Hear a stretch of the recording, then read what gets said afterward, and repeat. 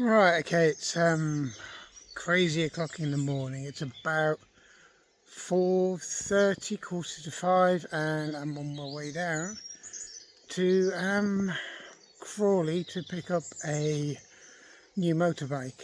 So we're going to do that today. Got to be there for about 11 because of the way the trains run. I've got to carry helmet and wear my bike gear all the way down. So it's still dark. It's just about getting light. You can see the sun starting to come up behind me. So yeah, let's let's see how it goes. Just entering the train station now. And so yeah, just going to see how it goes. So I've got about 4 hours public transport, using a train to do about 75 miles, but you know, has to be done. So anyway, let's go and get to the train station.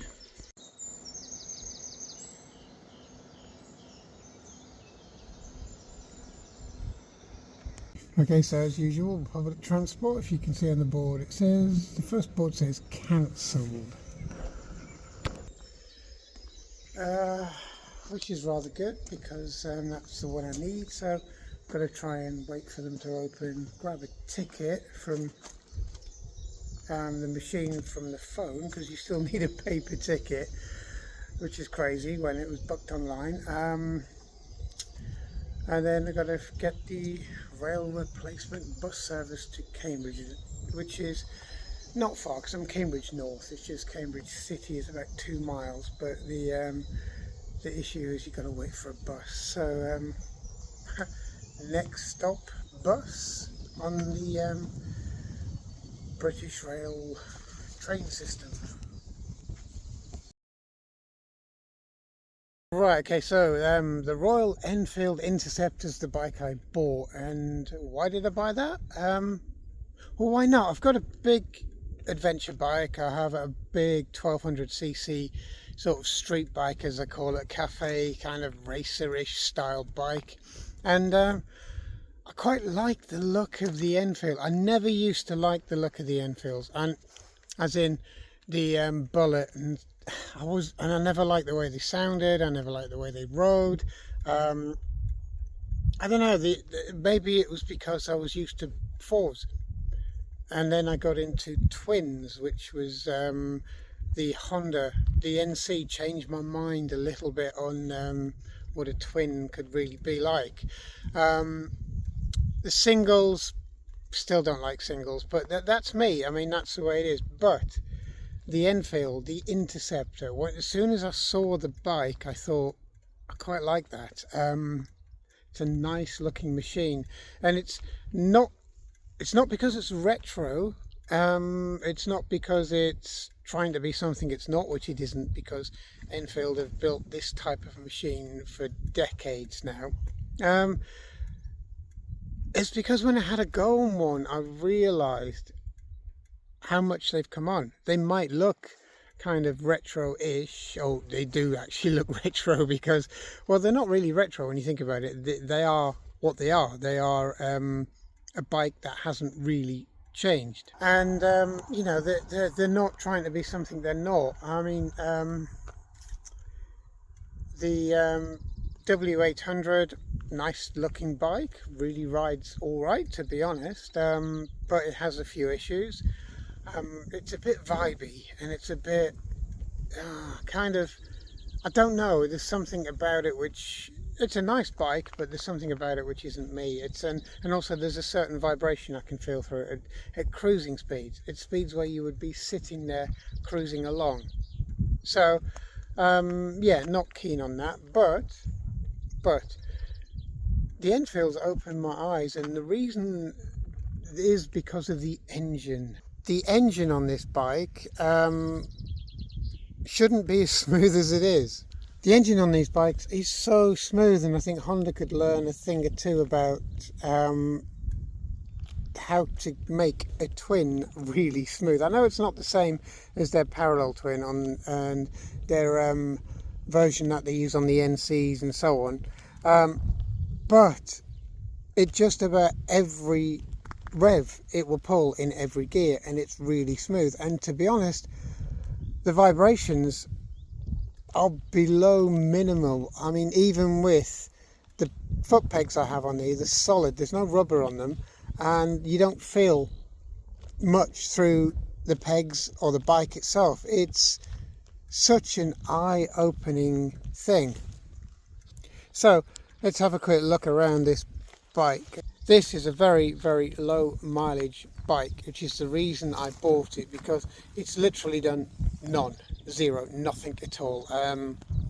And it's just sat around in a showroom as a, this is what it could look like kind of bike. And it's got every single option thrown at it. It has the bar end mirrors on it. It has these span adjustable levers on it. It's got the headlight guard, which is quite nice. I'm going to put a small screen on, which I've ordered. White indicators, which obviously flash amber, which is nice. It's got the black and spoked wheels, which I prefer. And as you walk around it, it's got a guard above there, just on there, you can see there, which is quite nice, protecting the fins on there. It's also got the little tiny crash bars, which, you know, you don't think I ever need them, but they look good on this bike anyway. It'd be nice, you know, they could come in handy if somebody pushes it over by accident or nudges it while it's parked up. Really, really nice pegs on here, and really nice levers as well, which is really good. So as we walk around the bike, as you can see, it's quite a nice looking thing. It's got the little pouch here to put things in, documents and all that kind of thing, which is really good.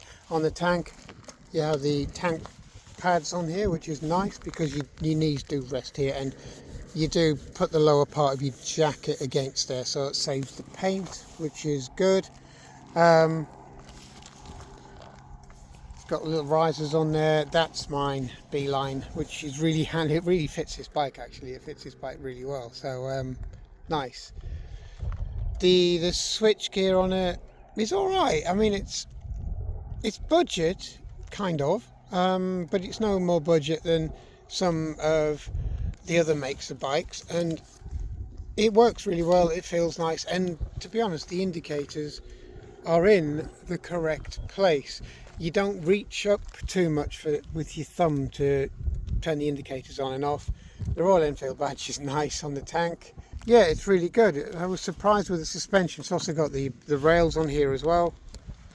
And I've got, on order, I have a set of bags for it to go in there, because I think it looks really nice. I mean, I could take these off, but I quite like them. And they're nice if you've got a bit of a pillion on there on the seat. It's also got the touring seat on here, which is quite nice. It's actually quite really well padded, to be fair. And yeah, as you can see, it is a really, really nice looking bike. So really, why did I buy it? Well, I bought it for a bit of fun. I bought it because I actually liked the look of it. I was kind of struck on how much I enjoyed riding the big Triumph I turned into a sort of street stroke racer, kind of street cafe racer bike thing.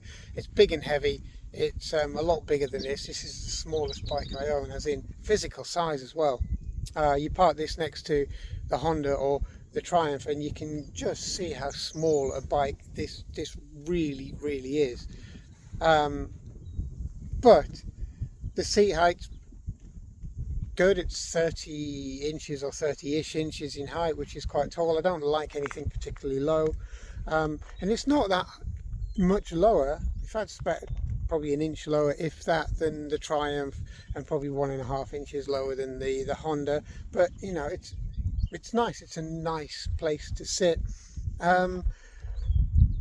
As I say, the only thing I'm going to put on it is a screen on the front, just a small short screen, just to take some of the wind off, because it directs straight into you rather than you can get it coming over a little bit, which would help on a little bit of a longer distance. I won't be using this for long distance rides. This will be just a bit of fun nice day out kind of cruise about bike.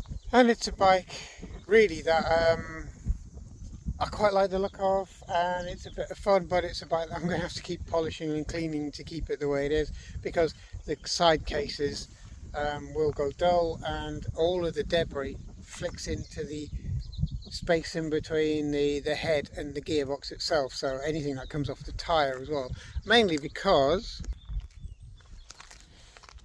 it's got the extender off the mudguard as well, which I like because that's the way I like it, and it's the same on the rear as well, nice and short. So yeah, I've put about 300 miles on the bike so far, and for a bike that had only done 70 miles, literally is a quick run out demonstrator thing. It's done well really, it's quite comfortable, it's nice to ride. It's suspension's better than I thought it would be.